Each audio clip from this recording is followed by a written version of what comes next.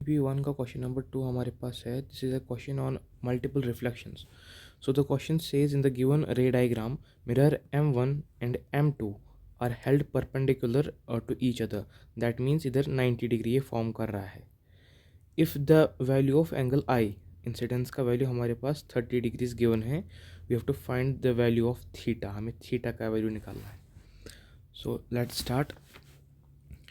अगर I का value हमें दे के it is 30 degrees, so R will be equals to 30 and GR plus R is equals to 90 degree. ये हमें पता है. सो GR का वैल्यू हमें आएगा 90 minus 30. So GR is equals to 60 degrees. Also so ये वाला हमें मिल गया 60 डिग्रीज. अब ये वाला हमें पता है दिस इज़ 90 डिग्रीज, तो हम इससे ये वाला एंगल फाइंड कर सकते हैं cause this is a triangle. So 60 degrees plus 90 degrees plus x, let's take it as x. Okay, x degree is equals to 180. ये हमारे पास एंगल सम प्रॉपर्टी.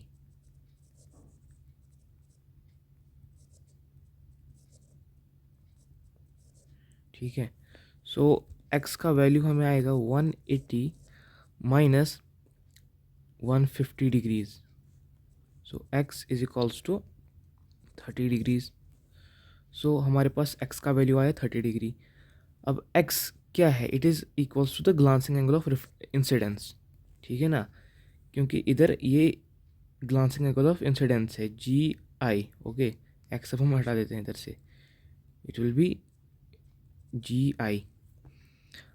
अब अगर हम डायग्राम में देखें, this is GI.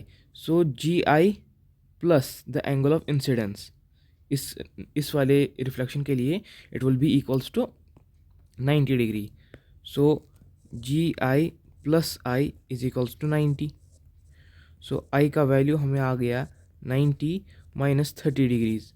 So I is equals to 60 degrees. And हमें theta अगर इधर फाइंड करना है, so theta is the angle of reflection here, and we know angle of incidence is equals to angle of reflection which is equals to 60 degree. So theta का value हमें आ गया 60 degrees.